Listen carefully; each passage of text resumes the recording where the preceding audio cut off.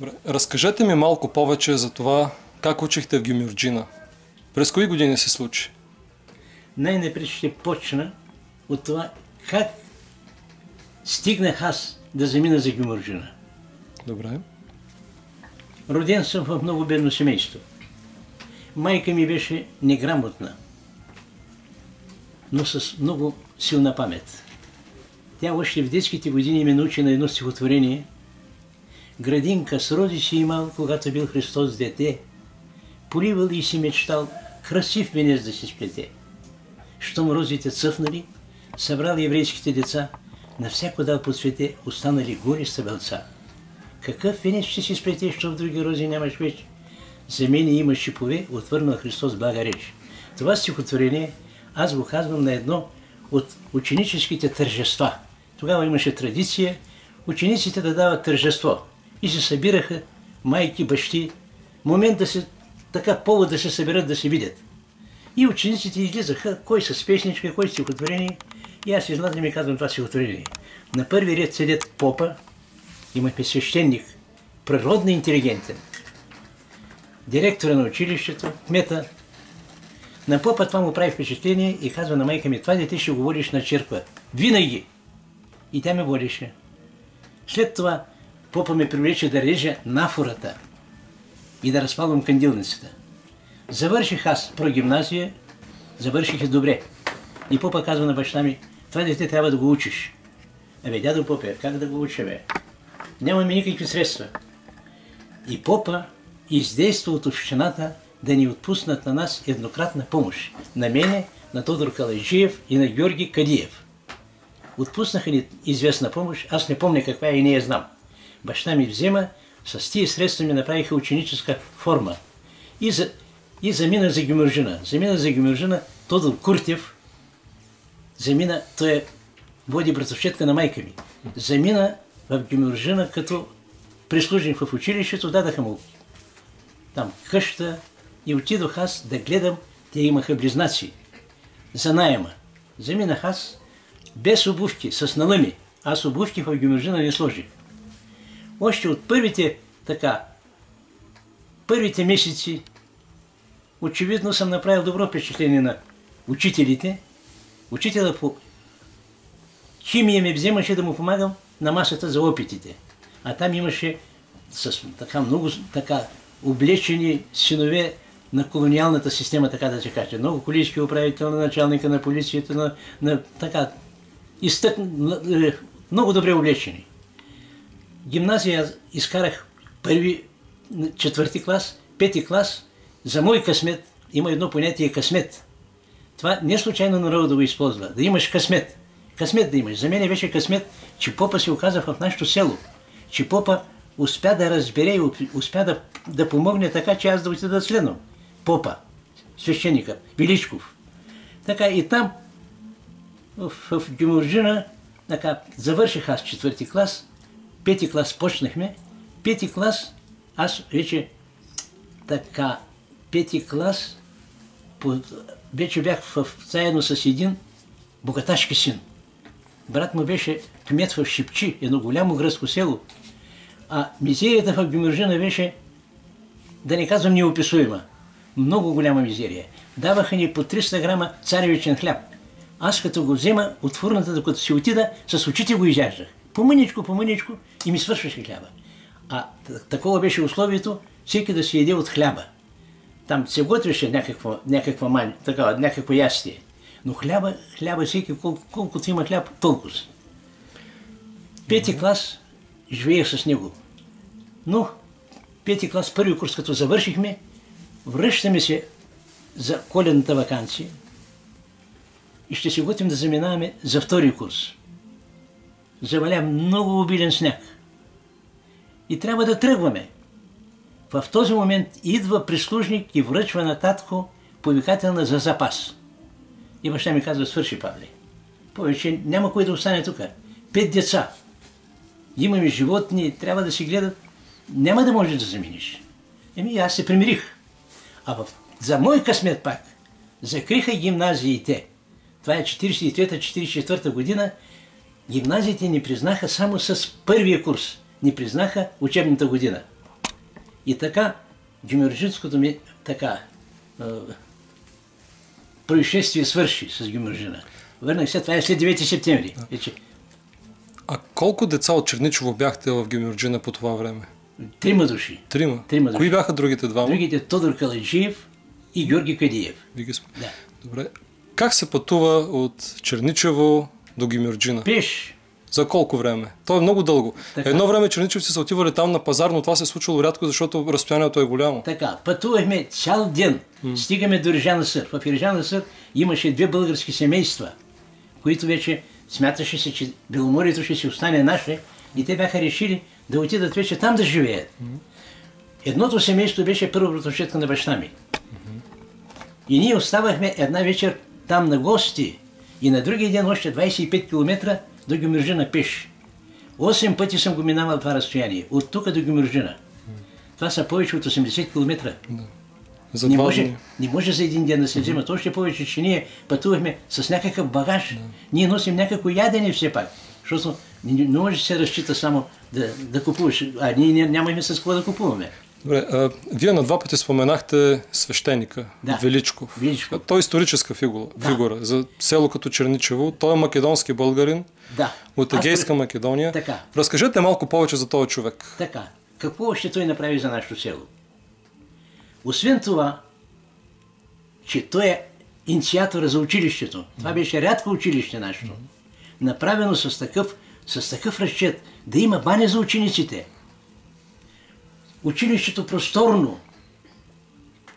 Той научи нашите хора, черничевци, да създадат за разсадник. Разсадник да се създаде тук в Черничево. Имаме такъв разсадник, в който се отглеждаха такива дървета вече облагородени. А преди това какви бяха дърветата? Местните? Диви. Ситни, дребни? Да. Нямаше, преди това нямаше.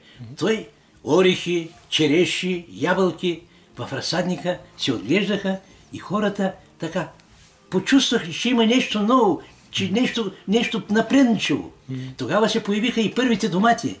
Доматите у нас бяха тези, които се сеят в тютюна, дребнички домати. Те са вкусни, обаче нямат маса, не са както тези, които домати сега са и на пазара, и по градините.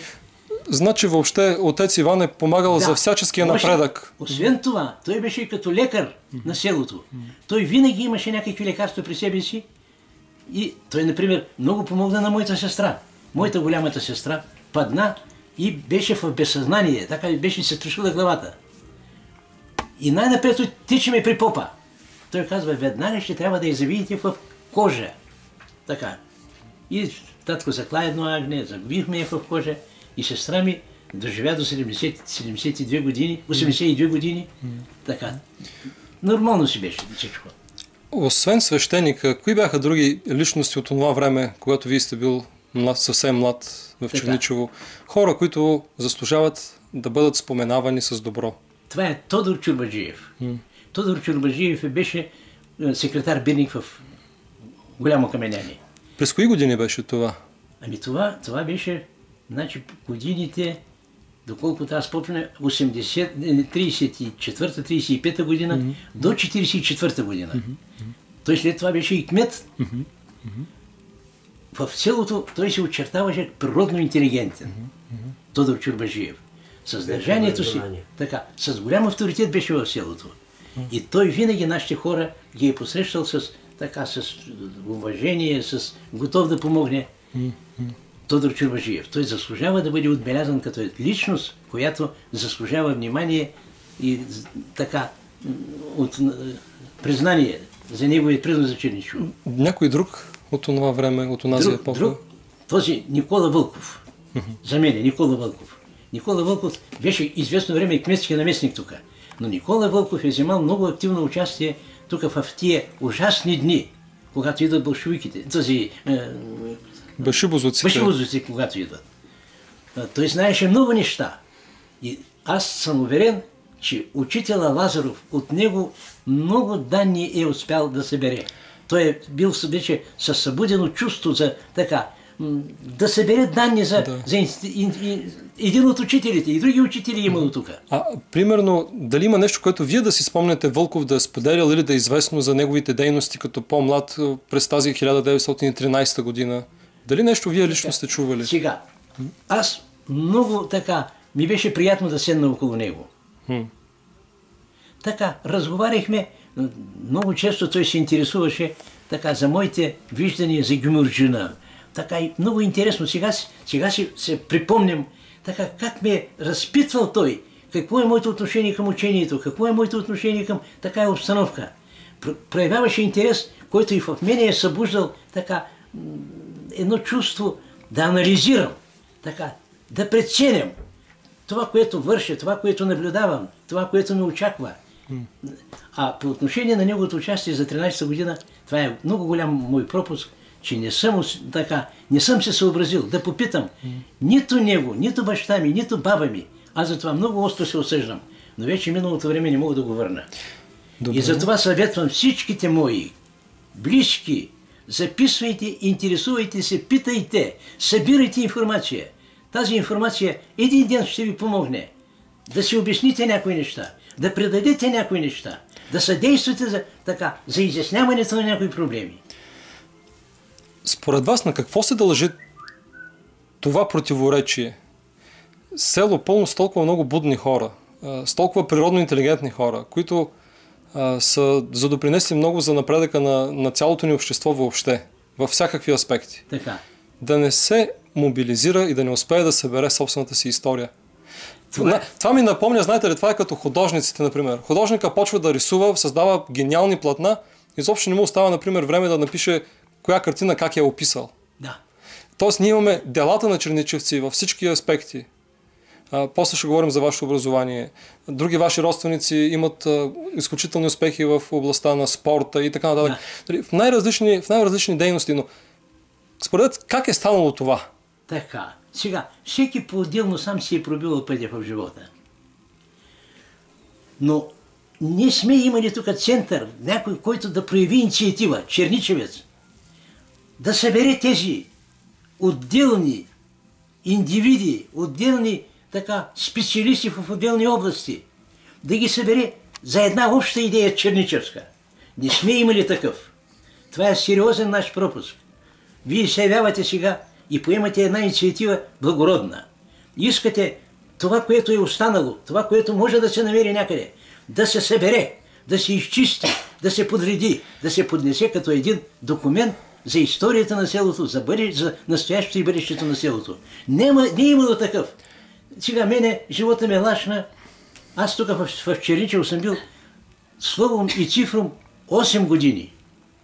14 годишен аз отивам в Гюмюрджина. Оттам се връщам, заминавам да уча в Ивайловград. Оставам в Ивайловград, вече като завърших гимназия в Ивайловград, там също така, очевидно, съм се проявил в благоприятна светлина. Мене ми избират за председател на ЕМУС. ЕМУС в гимназията по това време се раздираше от противоречия. РЕМС, ЗЕМС, ССМЕ, звено. ЕМУС означава единен какво? Така. ЕМУС, това е единна младежка организация. ЕМУС. Така. И се реши отгоре, че трябва в гимназиите да се създаде такава организация, да се прекрати с тези центробежни сили, всяка организация за себе си да се боричка. И това имаше своят успех. И мене ми избраха за председател на ЕМУС в гимназията в Ивайловград. Добре. И ме пратиха на първият конгрес в София. За пръв път аз видях влак по това време. Това е 45-46 година. Видях София разрушена. Присъствах на конгреса. Слушах Тодор Павлов. Тодор Павлов, това беше величина. Тодор Павлов,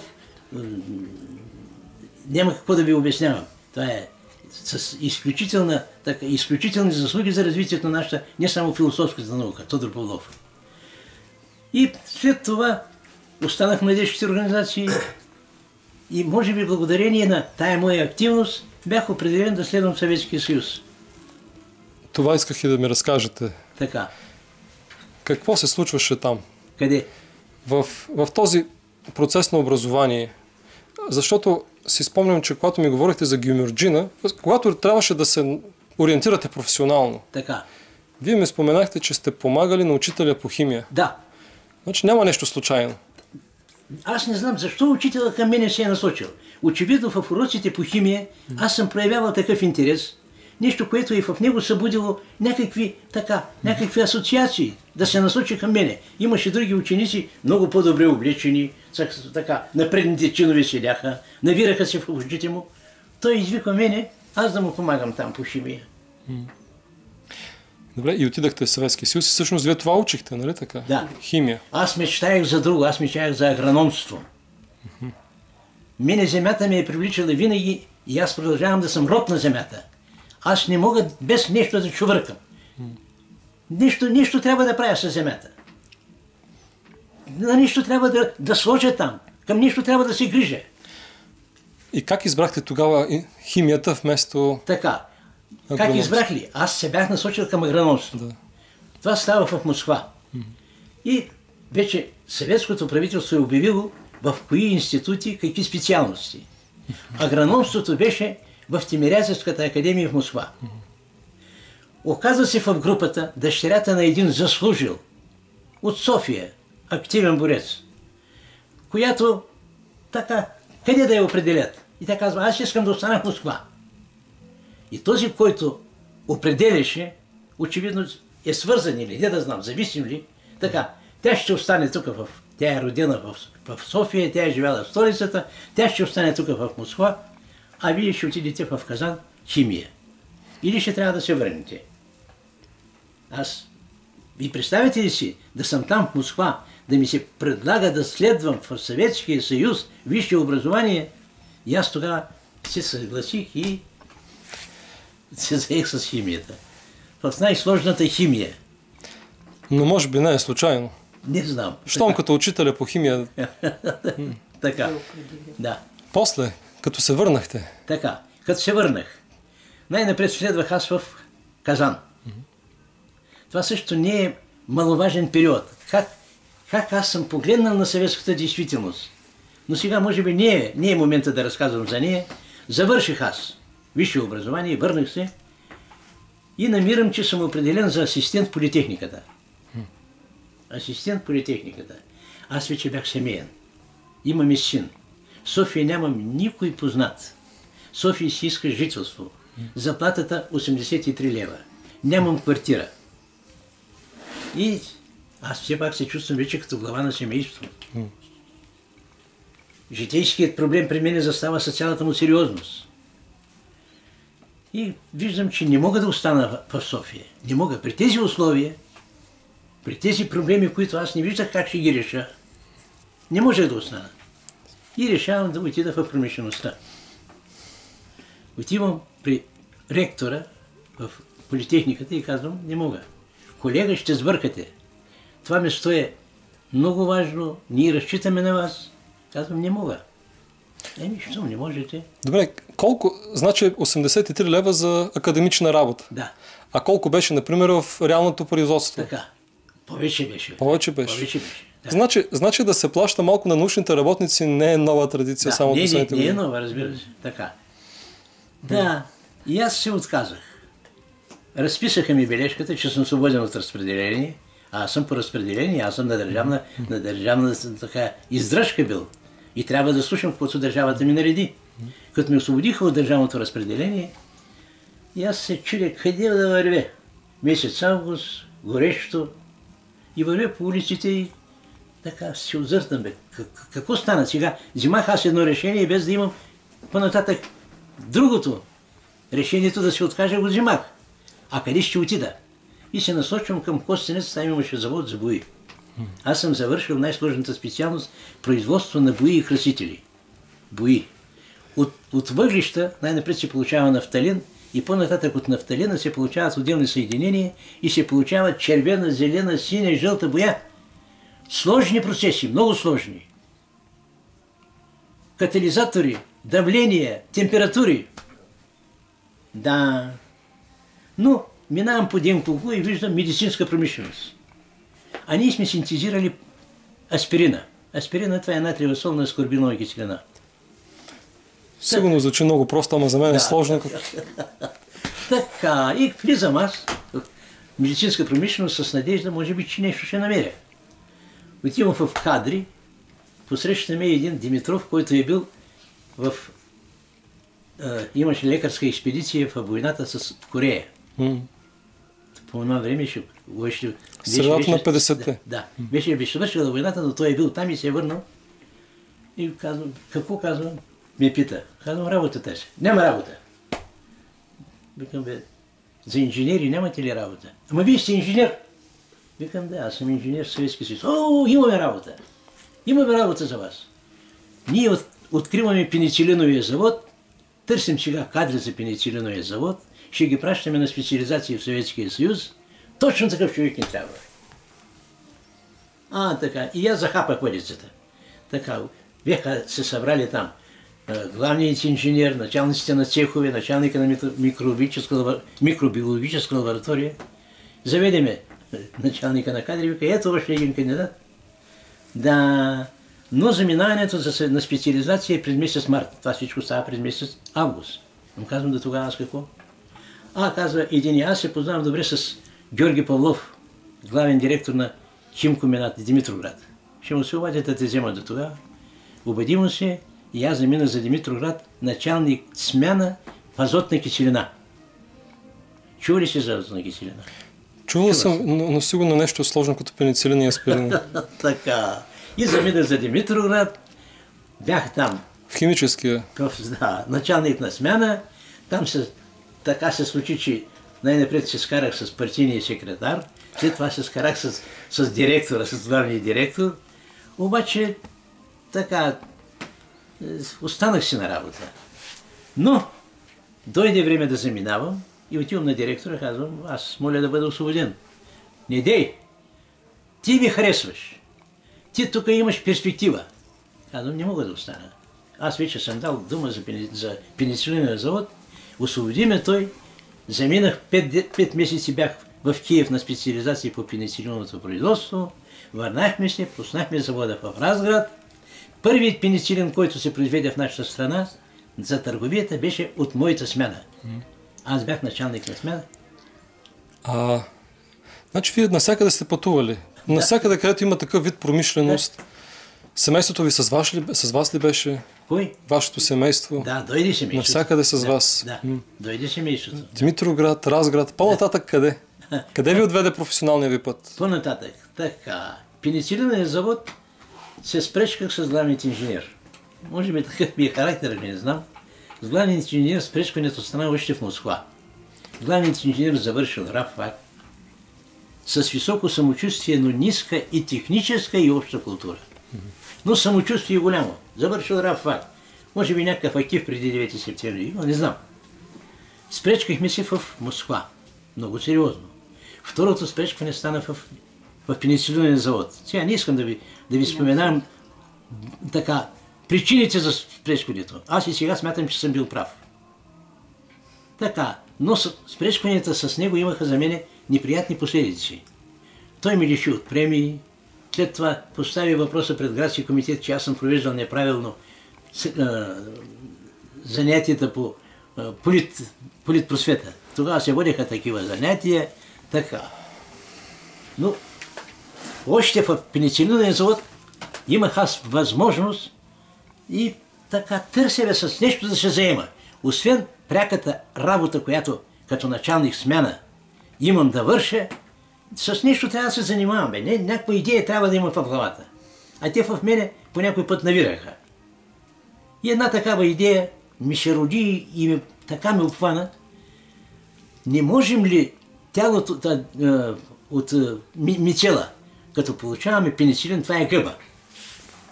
Тя отделя пеницилина е това, което тя изхвърля. Обаче тялото на гъбата си остава.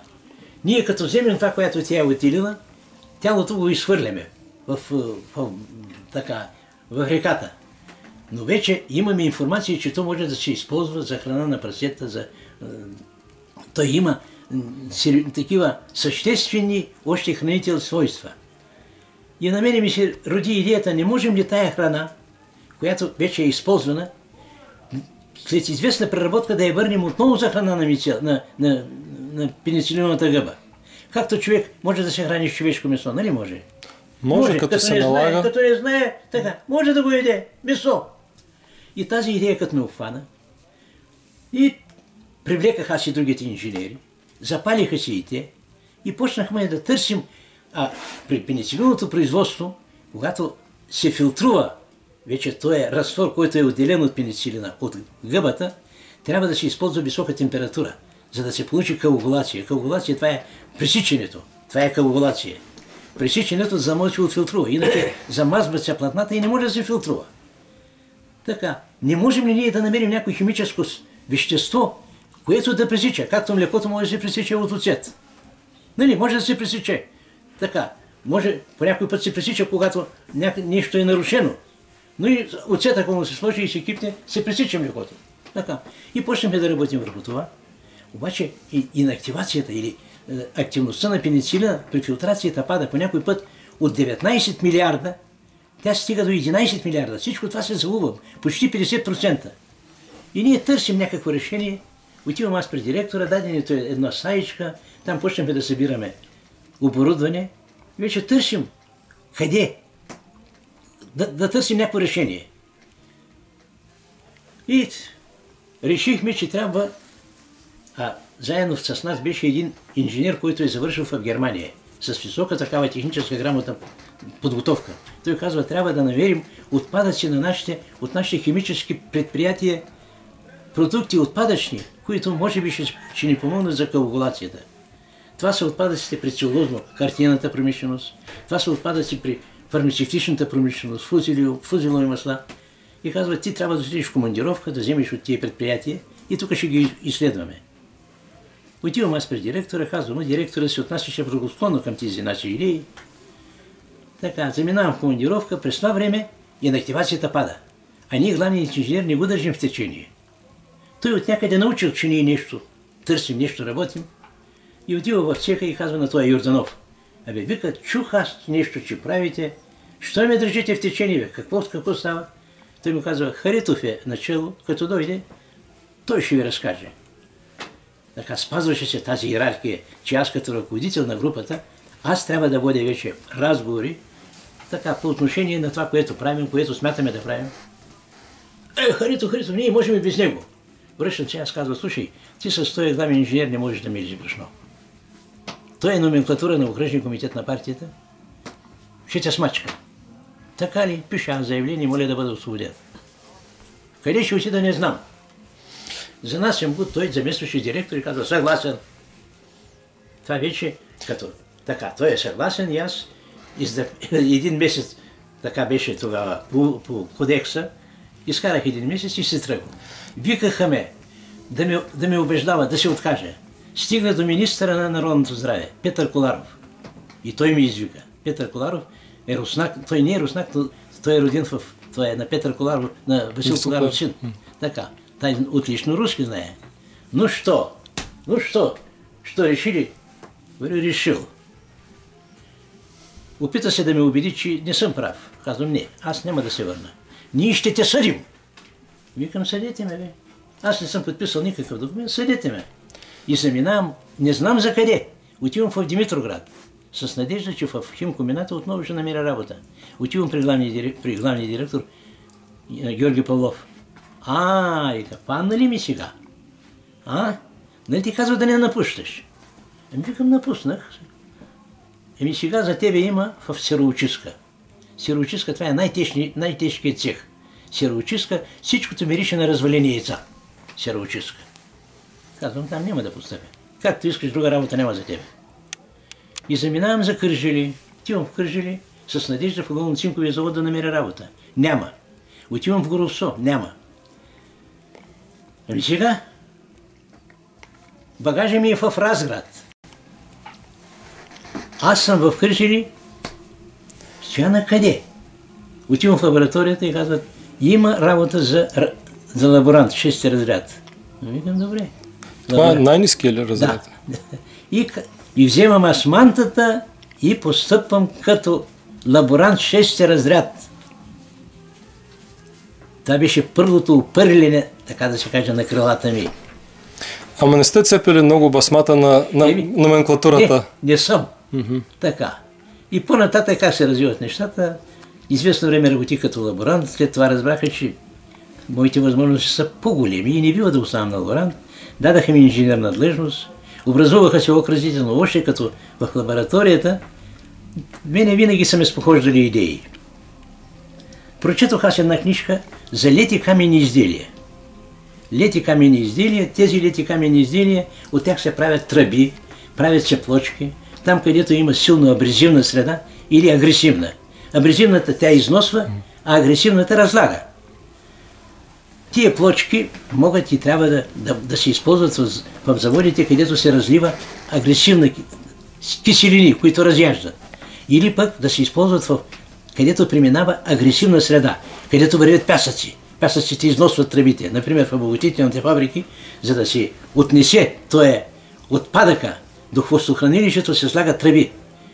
И тая смляна маса, тя има все пак такива частички, които износват и чехите правят тръгби от камъни изделия, които издържат на такива агресивни среди. И мене като ме запали главата, след това към нашия край има хромити. Голямо каменяне. Хромитите немците са използвали до 9 септември. 9 септември станало, те още работят там. Немците. Защото хрома им е необходим за хром-никелова стомана за танковете. Обаче, като си отидаха немците, мината я затвориха. Защо ще я затворят тая мина? И мене тези неща ме занимават. Намерих такава концентрационна маса. Да видим на тая концентрационната маса да се получи по-висок концентрат на хромитите. И това правихме, и лети каменни изделия правихме. Като се образуваха окръзите, провежда се първото съвещание на окръжния народен съвет. И ставам аз и правя изказване, че ние имаме суровини тук в окръга, на базата на които може да се развива промишленост. И изброявам това, което ми се е въртяло в главата. После цели отрасли се развиха на базата на това. Тогава бентонита още никой не го знаеше, перлита никой не го знаеше. Така, това са нови производства. Бентонита се оказа като едно от най-рентабилните производства у нас. Оказа се, че ние бентонит имаме световни такива запаси. Аз като станах директор на това предприятие, предизвикахме ние геоложки проучвания и направиха сондажи 117 метра монолитен пласт на бентонит. 117. Вие представите ли си какво нещо е това? Това са огромни запаси. Румънците добиват бентонит в шахти 3-4 метра. А това са 117 метра. Този перлита също така. Перлита е непознат. Това е вулканично стъкло. Така. Но перлита и той се наложи. Така. И ме взимаха на базата на това изказване, взимаха в окръжния комитет на партията заведващ промишления отдел. Изкарах там 3 години промишления отдел. Но видях, че там за мен въздух няма. Аз ми трябва производство. Аз не мога да ходя да давам указания тогава, когато сам трябва да върши нещо. И ме пратиха директор на ДМП Родопи. ДМП Родопи, производство на нерудни изкопаеми. В кой град? Кърджали. Нерудни изкопаеми. Нерудни изкопаеми. Това е фелшпат, слюда, трас, такива. Но там поразширихме дейността и след това решиха, че окръзите бяха обхванати от една идея да създават предприятие. Не да укрепват предприятията, да създават по брой предприятия. И създадаха предприятие само за перлита. Перлита и мене, без да ме питат, ме назначили директор на предприятие, на перлита. На гола поляна. Няма никаква структура. Нищо няма. 2 производства, траса и перлита. Добре, че от Родопи имаше технически кадри, които дойдаха с намалени заплати. Дойдоха при мен и създадахме перлита. Производство на перлит. Производство на перлит. Така. Викахме тук специалисти, не можем да усвоим технологията. Перлита е много сложно производство. Това е Перлита е вулканично стъкло. В перлита има кристална вода. Перлита, като се нагрее, а това свойство го открива един американец.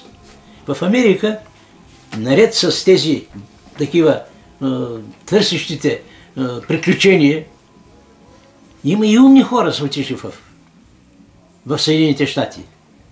Джонатан Асов, Тесла, хора, които са оставили такава трайна следа в човешкото развитие.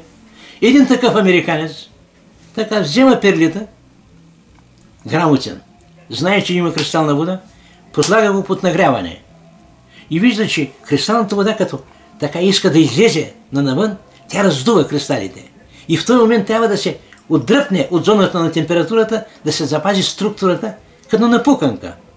Вече в такъв вид той придобива много ценни качества на топла и звукоизолация. И той американец така създава фирма. Американците първи, още 1935 година, почват перлита да го използват. Но тънкости на технологията, това как да се улови този момент, точно този момент, да се издърпа, но това е голямо количество, това върви много голямо количество, да се издърпва така, тая маса от въздействието на високата температура, да се запази тая структура на набъбналост, този момент не можем да го улучим. Аз бях загубил представата за време. Аз не се прибирах в къщи. Не можем да го уловим и не можем. Викахме специалисти, не можаха да ни помогнат. И решиха така от София да ме командироват в Италия. И италианците са напред в това отношение. Свързали се с един италианец грък, който е бил в Гестапо. В Гестапо, в Казанлък. И имал такава разузнавателна мисия. Ходил и до нашия, до Хармали, до Ивайловград е ходил. Знае малко български.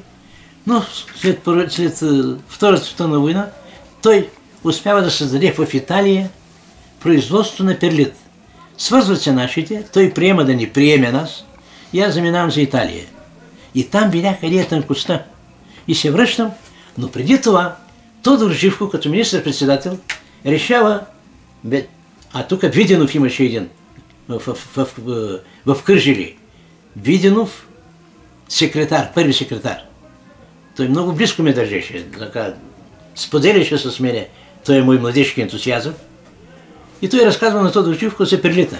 И Тодор Живков решава да чуе от източник перлита, не от Виденов, и ме вика в София. А пък аз вече бях влезъл в конфликт и с първи секретар, и с началника на МВР.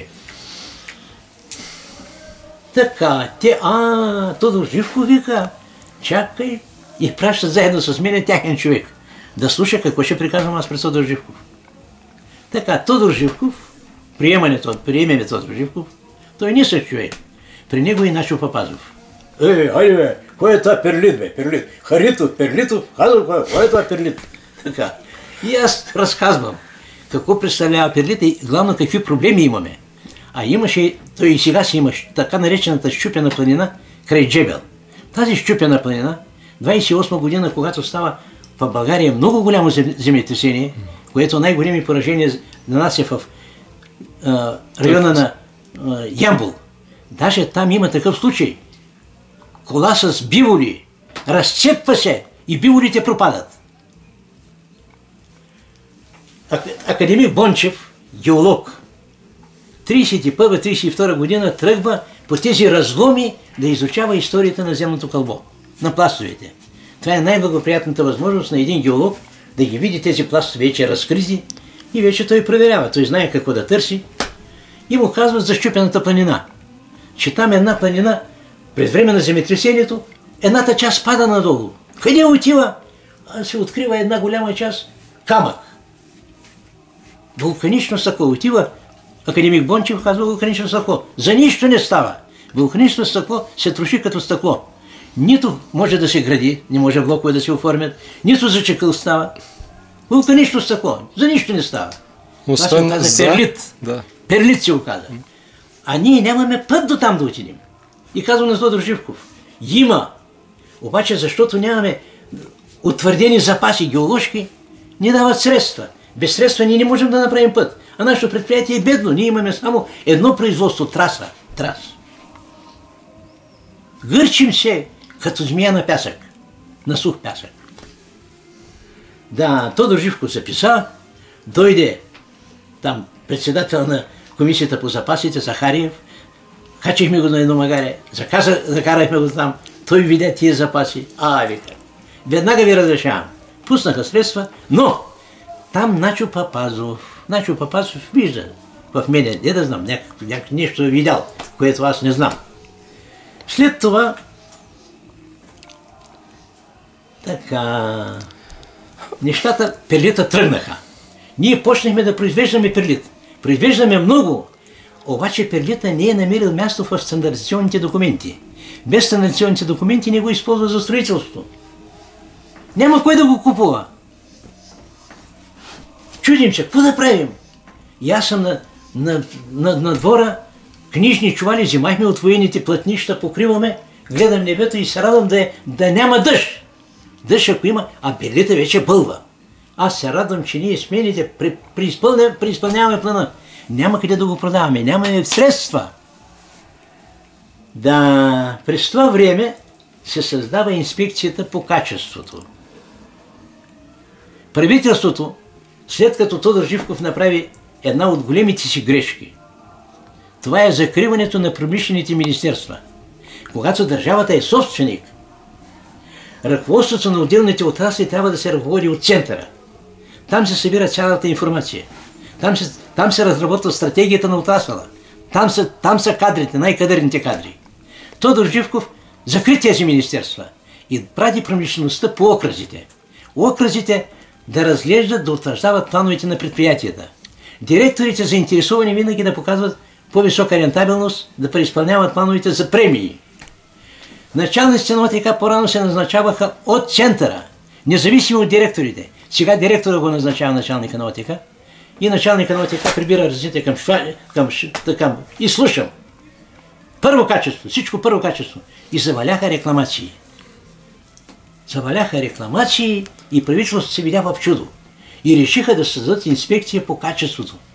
Държавен орган, независим, само на Министерския съвет, подчинен, да контролира качеството. И идва при мен един, с Волга. Аз се чудя, гледам небето и се чудя, прегледа къде ще водяваме. Той казва, вие ли сте Харитов? Викам, да, аз съм. Ами да влезем да приказваме. Влизаме. Казвам, аз съм дошъл, предлагам ти да дойдеш на работа в София. За каква работа? Заместник началник на инспекцията по качеството. Инспекцията по качеството, това е на цялата промишленост. Ми казвам, как това? Аз нямам жителство, нямам квартира, това казва, всичко ще се оправи. Много по-добра заплата. Пък аз ви казах, аз бях вече в конфликт и на първи секретар, и с началника на МВР. Сега причините, ако трябва мога да ги разкажем, не е необходимо. Така, виждам, главният счетоводител ми казва, другарю Харитов, МВР-то ровят около тебе, бе. Ровят около тебе, търсят. Аз им казвам, никъде той не е използвал колата за лични цели. Нищо не можем, няма за какво да се хваните, бе. Те търсят нещо, търсят. Така, и при това положение аз реших така да приема това предложение, защото той ме успокои. С квартира, с жителство ще се решат тези неща. И така заминах за София, заместник, началник на инспекцията по качеството. Цялата промишленост, химическа, машиностроителна, строителна, селскостопанска, така, заместник началник. Работата се разрасна. Така. Онези номенклатури сигурно са умрели от яд. Така, не знам какво стана. Да. И така. И по-нататък създаде се комитет по качеството. Имаше възможност, заминах за СИФ. 5 години работих в СИФ, пак по стандартизацията. Върнах се, вече се занимавах само с стандарти. Така, там се пенсионирах. И не преставам от така да продължавам да се интересувам за качеството, за организацията на контрола. И в момента съм подготвил, не сам аз, с група, по моя инициатива, писмо до най-висшите органи, защото се случи нещо така много с тежки последици. Демокрацията, като дойдаха, в името на пазарната икономика, отмениха задължителността на стандартите за хранително-вкусовата промишленост. Това даде възможност на тези, които произвеждат хранителни продукти, да правят такива комбинации и качеството на храната е толкова влошено, че това намаляване на съпротивителните сили на организма, така наречената имунна система, разрушаването на която се обяснява с това засилване на хроничните заболявания. Няма възрастен човек без хронично заболяване. Хронични заболявания, това са кръвно, диабет, най-различни, хронични. Това не са заболявания от зараза някаква, от холера. Това е хроничните заболявания. И отмяната на стандартите, това е такава щета на здравето. Неописуема. И сега сме подготвили едно писмо до най-висшите органи, така, с категорично настояване да се въведат отново задължително спазване на стандартите за хранително-вкусовата промишленост. Иначе качеството в никакъв случай не може да се подобри. Тие приказки, че тази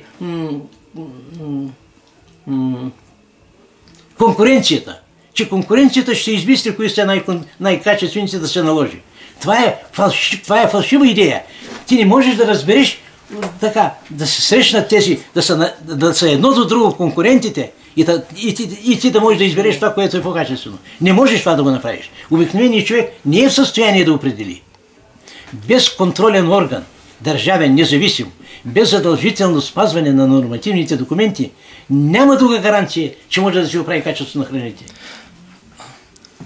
Времето ни в батерията, в хард диска за запис изтича, остава мъничко.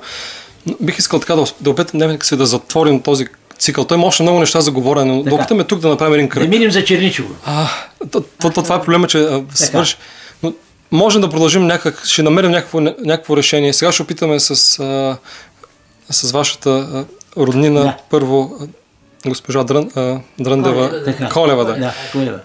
След това, ако успеем да го направим през интернет, ще го направим и след това ще продължим тези разговори с вас, с друга технология. Тя заслужава, независимо, че ми е братовчетка, първа братовчетка, че ми е близка като сестра.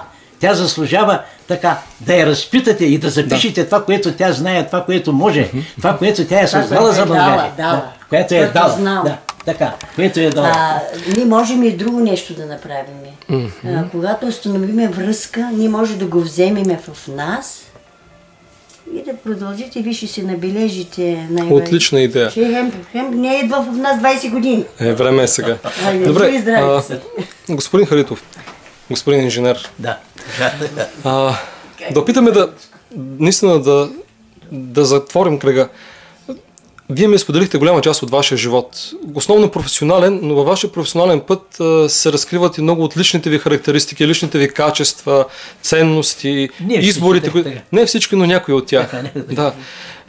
И това, което искам да попитам за финал е, какво от това, което Черничево като среда, като място на живот, като морал, ценности, сте взели още от дете и ви е водило и ви е давало сила, воля да отстоявате своите принципи през всички изпитания, през които сте минавали. Кое е това черничевското, което винаги е било с вас през всичките тези години на вашия дълъг и надявам се ще бъде още по-дълъг жизнен път? Така. Винаги да се мисли, да се търси нещо ново, винаги да се отстояват принципите, на които си застанал, да не се страхува човек от това, че може в момента да пострада. Да има принципи, да има цели и към тях да се стреми с цялото си съзнание и възможности. Благодаря ви.